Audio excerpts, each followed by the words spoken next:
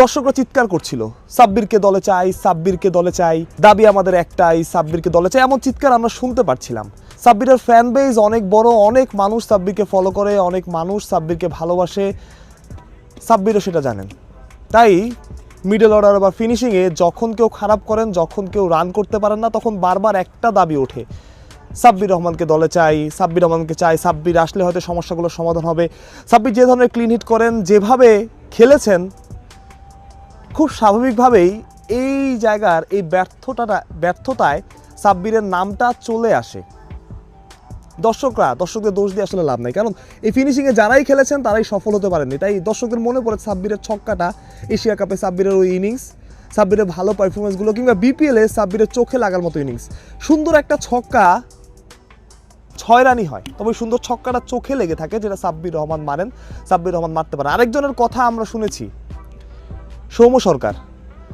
তিনি বাংলাদেশ ওয়ানডে দলে আছেন, কিন্তু টি-20 দলে নাই। টি-20তে সৌম্যকে বিবেচনা করা হয়নি, যদিও তিনি শেষ ওয়ানডেটা খুবই ভালো খেলেছিলেন, দারুণ একটা নক খেলেছিলেন, তবুও সৌম্যকে আসলে বিবেচনা করা হয় নাই টি-20-র জন্য। যেটা আসলে অনেকের কাছে দৃষ্টিকটু লেগেছে। অনেকে ভেবেছেন যে সৌম্যকে ইনক্লুড করা উচিত ছিল 3 জন ক্রিকেটার। বাংলাদেশের ফিনিশিংয়ের দুর্বলতা তো 3 জন ক্রিকেটার সমাধান পাচ্ছেন না। আমি 3 জন ক্রিকেটারের নাম বলছি, দর্শকরা বলেন, দর্শকরা ক্রিকেটটা খুব ক্লোজলি ফলো করেন, তারা 3 জন ক্রিকেটারের নাম বলেন। সৌম্য ওপেনিংয়ে খেলেন, খুব ভালো, কিন্তু আপনি চাইলে সৌম্যকে 5-6ও খেলাতে পারেন, সেই সামর্থ্য সৌম্য সরকারের আছে।